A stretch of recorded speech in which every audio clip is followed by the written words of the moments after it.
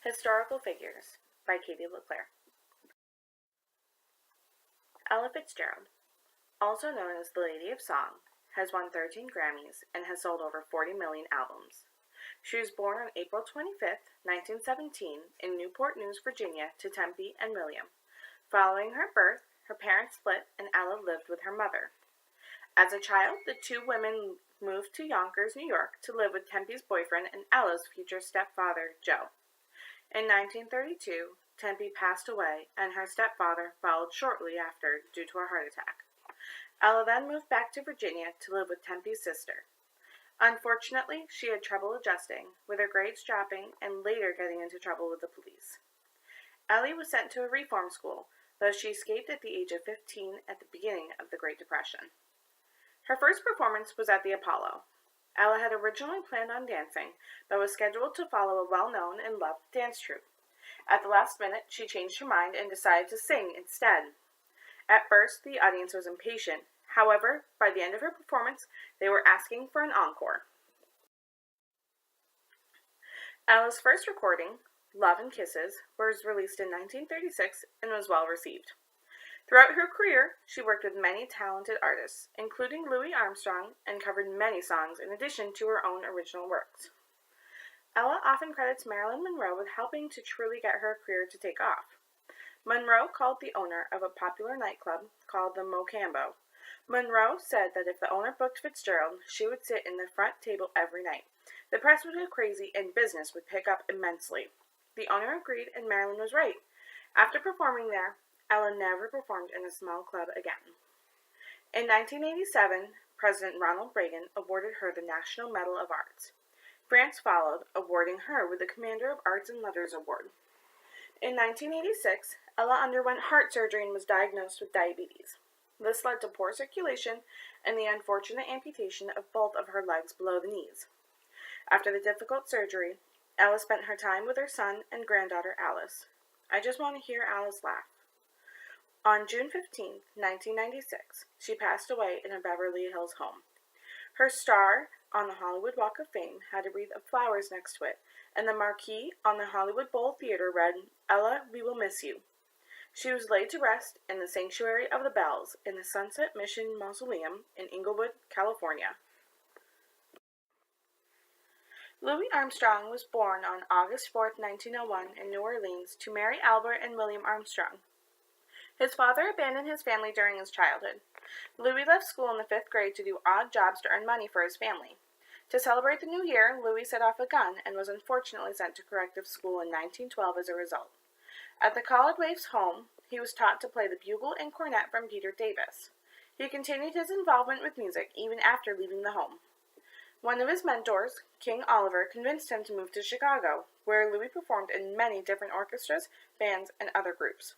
It was here he met his wife, who convinced him to move to New York City to start his own band. Throughout this time, his fame and popularity grew as more people heard Armstrong play. After moving throughout the country, Armstrong returned to Chicago and formed a brand new ensemble, used for touring purposes. The albums released with two of his groups, the Hot Fives and Hot Sevens, have become staples in today's jazz repertoire and helped propel Armstrong into worldwide popularity. In 1932, Armstrong began to tour the world. In 1935, Armstrong hired a new manager, Joe Glaser, who set up a band for Armstrong to front, known as Louis Armstrong and his Orchestra. They became one of the most popular acts of the swing era. By 1947, however, swing became less popular. People began critiquing Glaser, saying the orchestra sounded too manufactured. Glaser started a completely different ensemble as a result, known as Louis Armstrong's All-Stars. They were used to tour the world. In 1963, Armstrong's hit, Hello Dolly, became so popular it upstaged the Beatles for #1 on the charts. In 1968, Armstrong recorded the now famous What a Wonderful Life, making a rendition that is known better than the original. Even with his health failing, Armstrong continued touring, performing, and recording until his death in 1971. He passed on July 6th in his home in Queens, New York.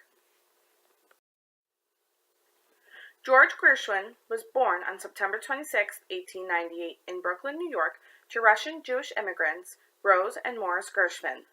He was born as Jacob Gershwin, but changed his name to George Gershwin at the beginning of professional musical career. In 1914, Gershwin left high school to perform in what is known as Tin Pan Alley, performing songs and trying to sell music for producers and companies. With some work, he was allowed to perform and record his own songs. The first song he recorded, When You Want 'Em, You Can't Get 'Em, was not very successful. However, the following song, Swanee, was very successful. In 1924, he began working closely with his brother Ira on many works, including Strike Up the Band and OK. In a review of one of Gershwin's compositions, Oline Downs wrote that Gershwin was a composer with aims that go far beyond his ilk, referring to his Russian Jewish heritage.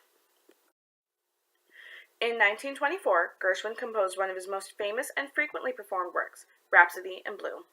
The marrying of jazz chords and blues rhythms set up a new era of American symphonic works. Porgy and Bess, Gershwin's best-known opera, is regarded as one of the most significant and impactful pieces of American opera to ever be composed. It combines jazz and blues styles to create a unique sound. Although initially not a fiscal success, the opera has been recorded and revived hundreds of times since its initial release. Walter Damrosch commissioned a piano concerto for the New York Symphony Society. From this came one of Gershwin's best orchestral works, his Concerto in F. Many view it as the epitome of his musical career. During his last months, Gershwin complained of a headache. His moods changed and his coordination left him, although he still held a desire to compose and perform. In early July of 1937, Gershwin passed out unexpectedly. Doctors discovered he had a massive brain tumor. They performed emergency surgery that unfortunately left him in a coma. He died on July 11th in Hollywood, California. Stevie Wonder was born on May 13, 1950, in Saginaw, Michigan, to Calvin Judkins and Lula Mae Hardaway. His born name is Steve Land Judkins. However, when he was 4, his mother divorced her husband and changed Wonder's last name to Morris to distance them from him.